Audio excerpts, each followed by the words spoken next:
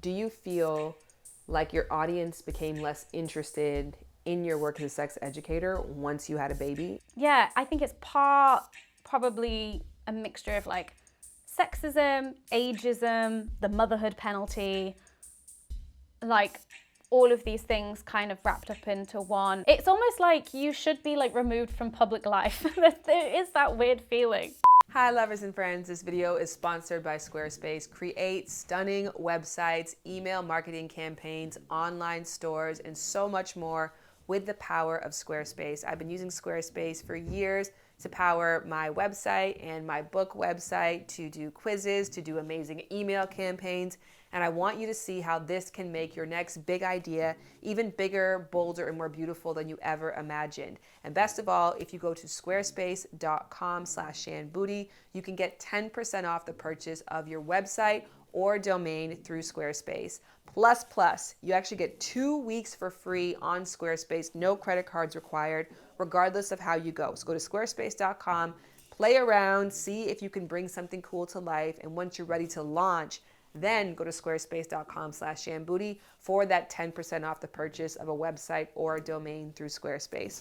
Now, before we get into the conversation with Hannah, I want to say this is a dialogue around sex appeal, which is something that as a sex educator and as an aging woman who is adding more layers and dimensions to my life, wife and mother, is a topic of conversation for me as I examine how this shifts and changes over time. It's a conversation that I enjoy having, and I know that it can feel heavy to some people, but I think it's important to ask these questions. Now with Hannah, I specifically wanted to talk about this from a business perspective, not from the gaze of your partner or the gaze from others, although we did touch on that a little bit, but more so how that has impacted your audience and your reach. And we do a little bit of complaining about views, and whenever I do that, it's always like a because if you're watching this, then you are not the person that I am talking about, and furthermore, it sucks sometimes that we don't talk directly to you. So I want to say this to you: thank you for showing up and for being here for me in all phases and stages and looks of my life. Thank you especially for anybody who engages with my podcast lovers and friends or other places that I'm doing cool things. And I deeply, deeply value it. This is more so just a commentary on how I'm noticing shifts and changes with who and where people find me based on where I'm at in my life. And that's what we're about to get into right now. Hi, Hannah. Hello. Hi, Shan. Long time no chat. A lot has changed. Congratulations. And congratulations to you too. All right, rapid fire question. Motherhood in 3 words. Go. Incredible, exhausting, contradictory. I want to hear more about contradictory. I think parenting is something that you can so easily complain about all of the time, but then also it just be the most wonderful thing all of the time. And those things are like happening simultaneously. Yes. Did you watch the movie Everything, Everywhere, All at Once? I did. I love that movie. I loved it. I came out of that theater. I was pregnant when I saw it. I came out bawling my eyes out. But that has been my explanation for parenting after that. I'm like, it is everything, everywhere, all at once. All right. I want 3 words to describe how being a parent has impacted your career as a sex educator. 3 words, I'm thinking like in phrases, because like one of them is like income loss. Another is priorities shift. And then another is like not wanting to be pigeonholed.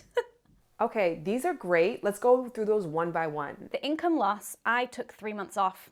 So I gave myself 3 months maternity leave. I wasn't working, and now I work part-time. So I'm working class. So it's not actually a shock to me that my income has decreased because input, output, all of that. Do you feel like your audience became less interested in your work as a sex educator once you had a baby? And if so, I would love to hear what you think the connection between those 2 things are. Yeah, I think I got a lot of worried comments that people were scared that I would stop doing sex ed videos and I would only talk about parenting. And I had to do like a lot of reassuring, like, no.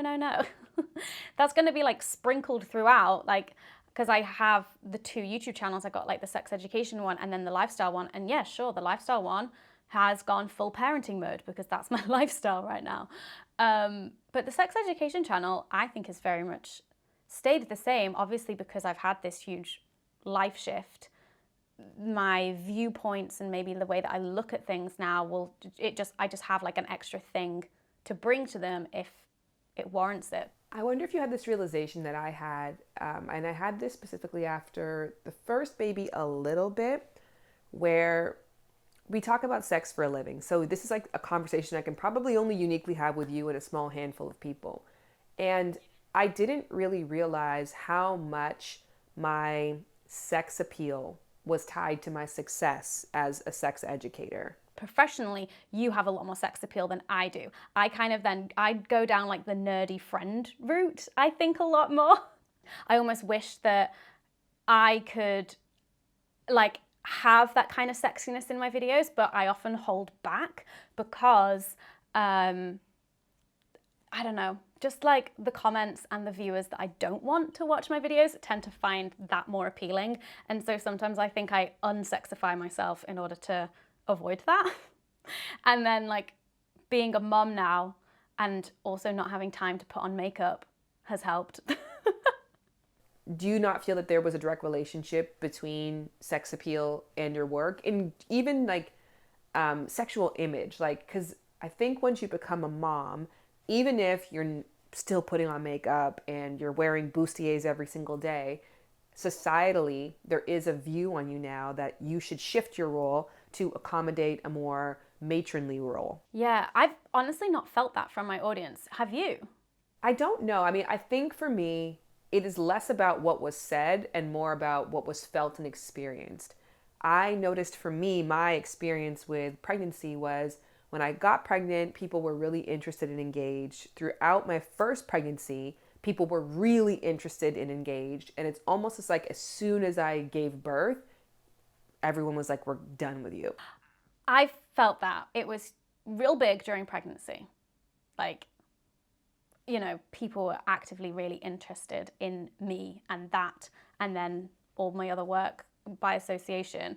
Yeah, and then I had a big spike when I came back after my maternity leave because I did like a, you know, birth video or whatever.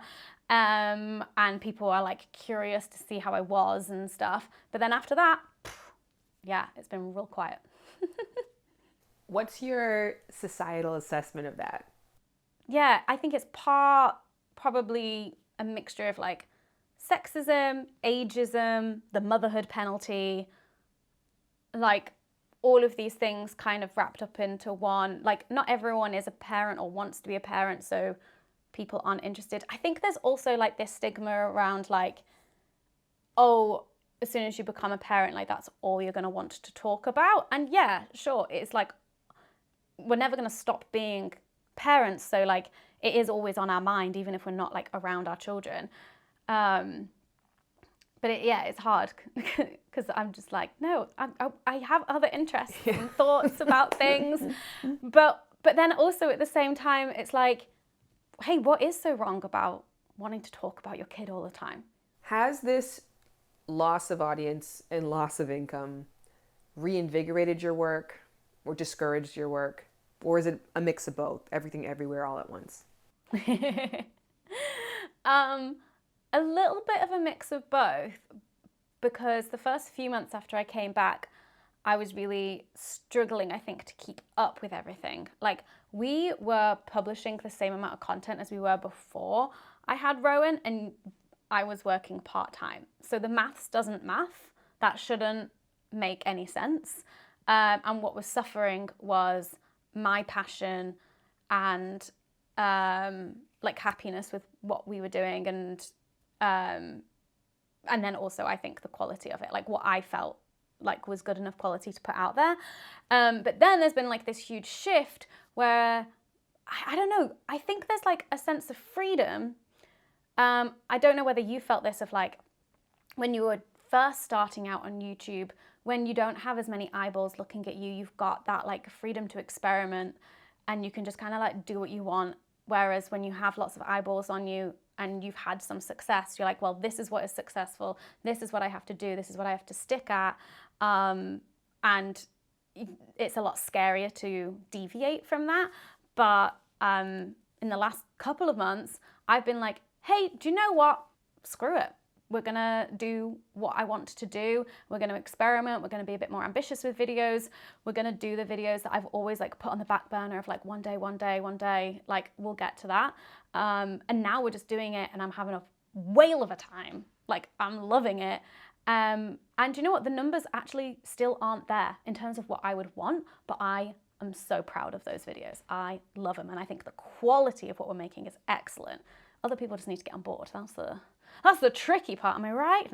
I love that. And I totally attest to those feelings at the beginning. And I'm in the exact same place as you. And we actually, I think we reconnected because of that. Because my journey was similar in that I came back and all of a sudden I realized that a lot of things that I didn't take into account that led to my success now were different. And then as a result, we're no longer leading to those same numbers and that same engagement. And I think the appearance of sexual availability, I think the relatability of being a non-parented person or somebody without a child.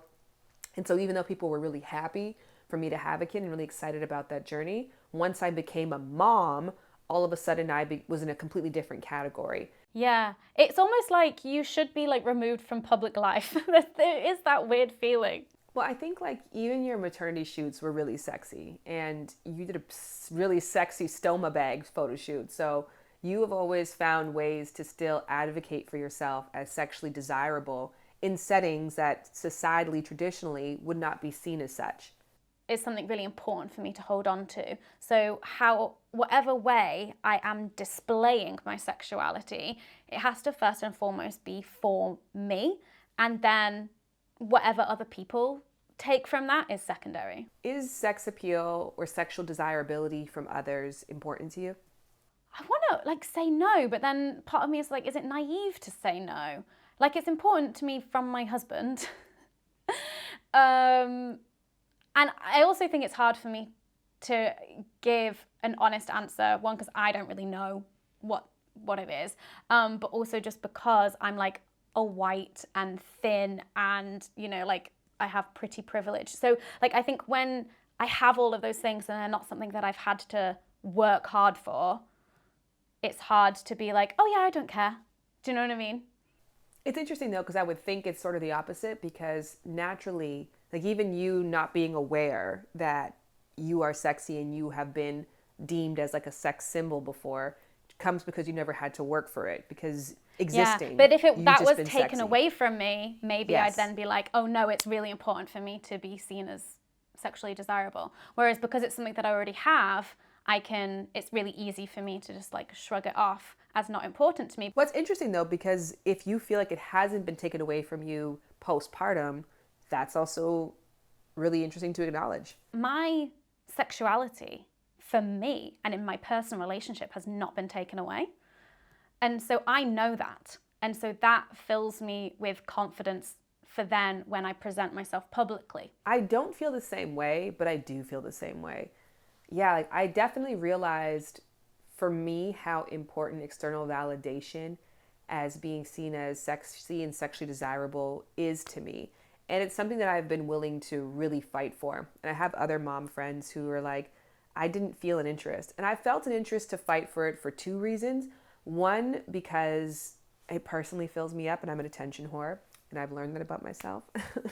But number two, because I did want to be an inspiration to other non-parents and existing parents that you don't have to lose this part of yourself in exchange for opening yourself up and your world up to mothering children. And I really, really felt that after my first pregnancy. This time around, I've been a bit slower with it, obviously, because I have now more competing priorities. But yeah, it has been important for me to continue to fight for my right to not only view myself as sexual, but to position myself to the world as still a sexual person, plus being a mom. Yeah. And also like knowledgeable about it all as well. Well, can we end things off on like a teaser note? Is there something that you're working on right now that you're really excited about that you want people to check out or watch out for? Yeah, so I'm working on like a whole big rebrand, like aesthetically of all of my stuff, which is feeling really good, like just making everything so cohesive. And then also we've started to have conversations about restructuring my podcast slightly. It's so early days, it feels criminal even saying that. But we're in the middle of seasons, but the next season might look a little bit different to other seasons. Well, congratulations. That sounds really exciting. Different is good. It is. Different is good. I like it. This video was made possible with the support of Squarespace, an all-in-one platform that allows you to build a website that is beautiful, easy to customize, easy to edit, and easy on the eyes. Also to build an online store and do everything. Keep a track of your inventory, make sales, mark down things, everything on one single platform. Also to market your business, especially using their incredible email campaigns, which are affordable and minimal and beautiful and powerful. Squarespace is what I utilize to market myself, and also it's where my websites are housed. So if you want to take a look at those, go down to the info box and click the links, and that's also where you'll find a link to starting your own Squarespace venture. At squarespace.com/shambooty is where you can get the offer of 10% off the purchase of your first website or domain with Squarespace, and it's also where you can try it out for free.